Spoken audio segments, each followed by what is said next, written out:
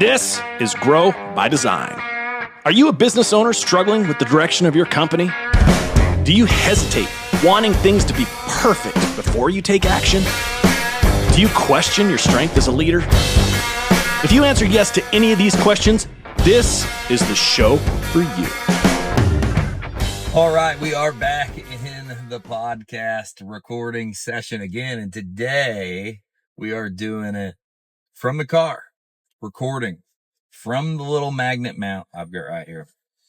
And I just kind of felt inspired. I have 14 minutes left on my drive, and it's a special day today because it's Monday.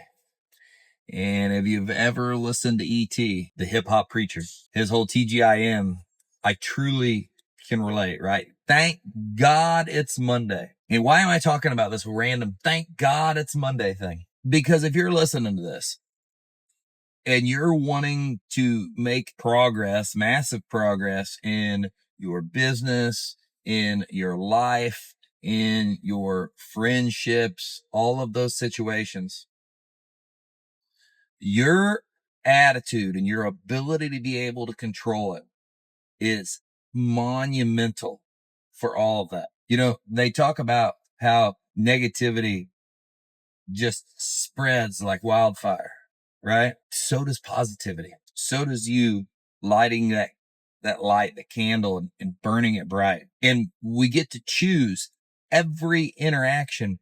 How do we respond to that? Can I say, shit, oh my God, it's Monday, I got to go back to work? Or can I say, thank God I've got another opportunity to go provide for my family, to further my knowledge, further my skills, better myself? Like, you only live once.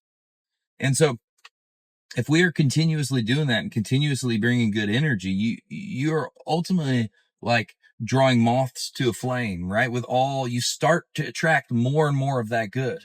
You know, if on the inverse, misery loves company, then positivity is going to probably also love company as well, because it's infectious.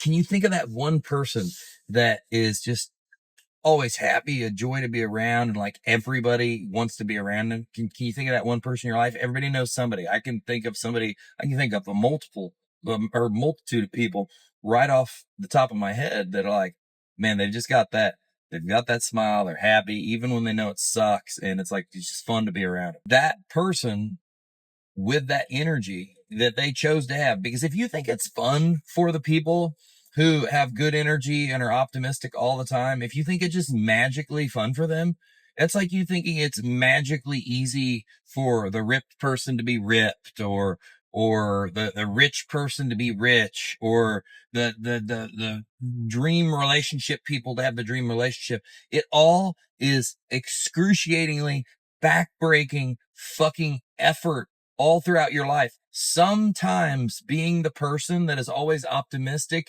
is smiling even though you feel like you'd rather die, saying hello, saying how are you doing, and bringing a smile and a great attitude and energy about yourself when you feel like you can't go another step. And I think that's why it draws people in as well, because I think subconsciously, even though people think those that are optimistic and those that are wealthy and then those that have all the things the way they want it to be, even though you might not know it, I think subconsciously people know how much work is there, and that's why it draws people in. People see and are inspired by someone's ability to put in the work that it takes to keep that attitude, to keep that body, to keep that financial situation, to keep that relationship. Because every little single piece of this world, whatever you have is hard. Just pick your heart. Being out of shape is hard. Being broke is hard. Being rich is hard. Being fit is hard. It is all hard. You have to pick the hard that you choose, because you're going to get judged no matter what. And so back to what I said, thank God it's Monday. When you're seeing this or listening to this, it's going to be Wednesday. And if you're the fucking person who has been bitching about everything since Monday and praying for the fucking weekend, it's just impossible that you're going to have the same outcome. Because people who are negative in this life 24/7, it is impossible to create the same outcomes when you're negative about everything. I don't remember who said it, but they said he who says he can and he who says he can't are both right. It's because what you say, what you think becomes your outcomes, right? If you say, I'm going to be broke, it's like you set this thermometer in your life that is always going to pull you back to broke because it's what you believe. And through belief, you just end up back there. You might get a little bit better and then somehow I always crash back. Get a little bit better and somehow I always crash back. Like, it is so, so important. And this just seems like a bunch of fluff and a bunch of woohoo, boohoo. I don't know. If you can just start and the ways that I would like you to invest in this and try to get better with this is just listen, look up ET on YouTube, look up Tony Robbins on YouTube, listen to Tony Robbins on state and management of state and changing your state. Because your ability to control your state, which is really just shifting like, okay, yes, things in life are shit, but just shifting that to the good, moving to the good, no matter what. That is so monumental. And I would say the reason that I have accomplished anything I have accomplished, which is just the beginning and I'm nowhere near a lot, isn't to do with skill or luck. It is to just do with the fact that my optimism and my ability to maintain my attitude and to maintain my consistency and show up every day. It's really that if I've had success, I've done it really almost like I've tried to work against myself, almost in a way. It's just, I was too dumb to quit, right?